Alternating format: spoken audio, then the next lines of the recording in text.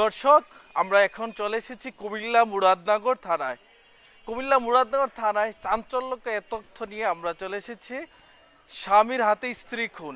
চলুন দেখে আসি এই তথ্য কি বলে এবং অনুসন্ধানে কি বলে। বোনের নাম একটু আগে জানি আমরা একটা ঘটনা শুনেছি, আপনার বোনকে খুবই হত্যা করেছে, এই বিষয়টা আপনার একটু বলেন। হ্যাঁ, আমি যেখানে জাপানি ক্লাস করাই, আমার বোন ক্লাস করে, সে জাপান যাবে। পরে ও আসছে অফিসে, সকালে আসছে অফিসে, এসে বলতেছে, মানে কিছু বলে নাই। তখন আমি বলছি ভাই এখানে কিছু সিনকিট করো না, তুমি বাসা যাইও। ও তো বাড়িতে থাকে, বাবার বাড়িতে, তুমি বাসা যাইও, তোমার যা কথা থাকে ওখানে সবার সামনে বললো। ঠিক আছে, ঠিক আছে বললো, সে চলে গেছে। পরে যখন আমি ক্লাস করে বের হয়ে দেখি থানার গেটের সামনে সে দাঁড়িয়ে আছে। পরে ভয়ে থানার ভিতরে ঢুকছি, ঢুকিয়া আবু হানিফ স্যারের সাথে কথা বললাম ফোনে, উনি নাই। পরে মহিন ভাইয়ের সাথে কথা বললাম, কথা বলার পরে বলতেছে আচ্ছা ঠিক আছে আপনারা যান, আমরা এটা দেখতেছি। 3 দিন আগে আবার ওরে বাসাতে শ্বাসরুদ্ধ করে মেরে ফেলার অবস্থা ছিল। ও কোনো রকম আত্মরক্ষা করে থানায় এসে জিডি করে গেছে, সব কিছু করে গেছে। কাগজপত্রগুলো দেখাইলাম মহিন ভাইকে। মহিন ভাই বলছে আচ্ছা ঠিক আছে আপনারা যান গা, চলে গেলে আমি বিকেলে যাই তদন্ত করবো, তারা কোনো একটা কাজ করবে। যখন 3 দিন হয়ে গেছে, পরে এখানে আসার পরে ওরা যখন পিছিয়ে পিছিয়ে দেখছি, তখন আমরা আবার থানাতে ঢুকছি। থানাতে ঢুকে কথা বলে গেছি, ওনারা বলছে যে হ্যাঁ আচ্ছা ঠিক আছে আপনারা যান, আমরা বিকেলে তদন্ত করবো। মহিন ভাই বলছে, মহিন স্যার যে, হ্যাঁ হ্যাঁ মহিন স্যার বলছে বিকেলে আমি আপনাদের বাসায় যাব, ওর বাসাও যাব, দেখবো, আগে তদন্ত করবো। করার পরে আচ্ছা ঠিক আছে। এখন এরপরে বের হয়ে গেছি, যেহেতু নামাজের টাইম হয়ে গেছে, হয়তো বা সে রাস্তা থাকবে না, বের হয়ে দেখি সে রাস্তায় নাই। পরে জ্যাম দেখে আমার বোন বলেছে আপু চলো, এখানে থাকলে আবার অফিসে পিছিয়ে আসবে, আমরা হাইটটা জ্যামটা পার হয়ে গাড়ি তুলবো। তো পরে যখন ব্রিজের অর্ধেক উঠি, ওঠার পরে পিছন তাকায় দেখি ও আসতেছে, ও হাসতেছে, মিটিমিটি করে আসতেছে। তখন আমার বোনে বলতেছে যে আপু ও নিয়ে আবার আমার ব্রিজে ধাক্কা দিয়ে ফালাই দেয়, বলা যায় না ওর সাথে। তো এই কথা বলার পরে আমি আবার আমার হাতের ডান পাশে তারা আনছি যে তুমি এদিক দিয়ে এসে পড়ো। ওটুকে বলছি ভাই একটু ঘুরান, আমরা যাবো। ঘুরান বলে ওটু শুধু ঘুরাইতে ছিল, তখনই সে দৌড় দিয়ে গিয়ে ওরে ধরে ফেলছে, দৌড়ে ওরে 2টা ঘুষি দিয়ে শোয়াই ফেলছে। শোয়ায় আমি তো ভাবছি হয়তো বা এখানে 2টা ঘুষি দিছে বা ছাড়া দিব, একেবারে যে মার্ডার করে ফেলবো সেটা তো আমার কল্পনার বাইরে। আমি একজন অসুস্থ মানুষ। পরে দেখলাম সে তার শোয়াইয়ে পকেট থেকে কি যেন বের করছে। তখন আমি নিজের জীবন বাজারে আমি বলতেছি ভাই তুই প্রয়োজন আমার মারিলা, তুই আমার বোনরে মারিস না, আমার বোনরে মারিস না, আর জীবন বিকা দে। আমি তো অসুস্থ মানুষ, আমি হেসাতে পারতেছি না, যতটুকু পারছি আমি হেরে টানার চেষ্টা করছি। পাশের কেউ রাস্তার কেউ ধরে নাই? পাশে মনে 1000 লোক ছিল, ভিডিও করতেছে, ছবি উঠাইতেছে, কিন্তু কি ধরতেছে না। আমার 2 জন পরিচিত সিএনজি ড্রাইভার দেখে আমি মাস্ক খুলে বলতেছি যে আমি মুখের মেয়ে, কাকা একটু ধরো, হ্যাঁ ধরো, কেউ ধরতেছে না। হে আলো মানে মাথাতে মনে হয় যে কমপক্ষে 10 থেকে ছুরি, এত বড় একটা ছুরি, এত গরুর কষাই। বলছি যে যখন জোরাজোর করতেছি শার্টে কলার দিয়ে টানতেছি, তখন সে বলতে তুই ছাড় না তো তোর পেটের মধ্যে একটা দেবো, বললে সে যে আমাকে ছুরি দিয়ে চেষ্টা করছে আঘাত করার জন্য।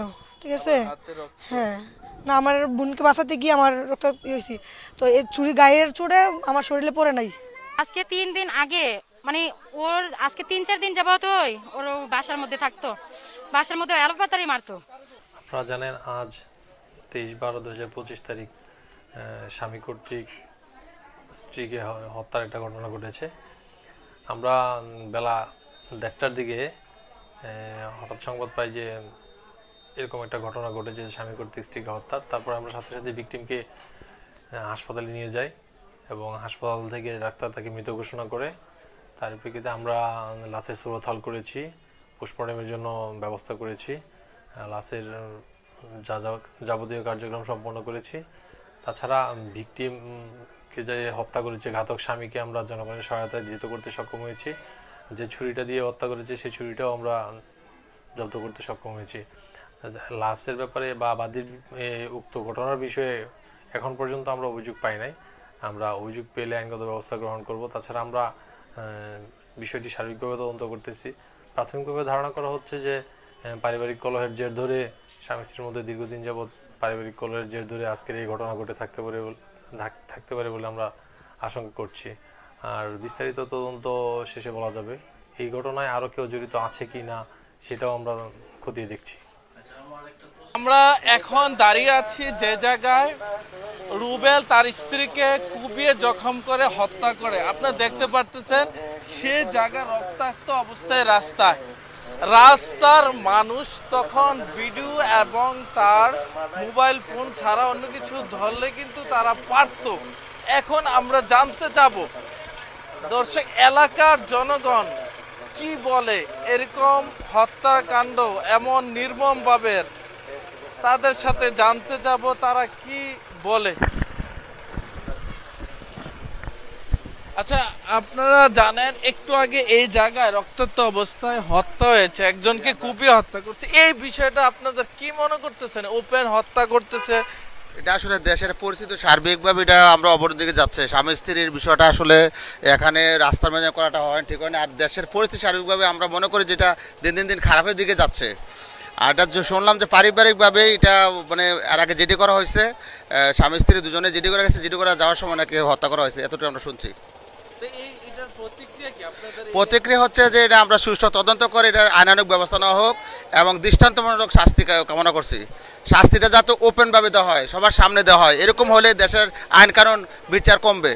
যদি শাস্তি না পেয়ে পার পেয়ে যা টাকা খায় যদি প্রশাসন বা যারা ভিকটিম তারা যদি ইয়ে না হয়, তাহলে তো দেশের আইন এরকম হবে। আইনটা প্রয়োগটা দ্রুত বিচার চাই, দ্রুত টাইমে না যাতে বিচারটা হয়। দর্শক, আমরা তদন্ত এবং অনুসন্ধানে যত কিছু দেখিয়েছি, রুবেল ঘাতক মুরাদনগর থানার নবীপুর ইউনিয়নের ছেলে, এর মুরাদনগর থানার দামগড় ইউনিয়নের আড়ালিয়া গ্রামের। সে তার পারিবারিক কলহের কারণে তাকে তার স্বামী ঘাতক রুবেল রাস্তায় কুপিয়ে হত্যা করে, এবং তাও জানতে পেরেছি তাকে যৌতুকের কারণে তাকে কয়েকবার হত্যার চেষ্টা করেছে। তার আগেও তাকে মুরাদনগর থানায় অভিযোগ করেছে। সবাইকে ধন্যবাদ। আবারও দেখা হবে কোথাও অন্য কিছু নিয়ে।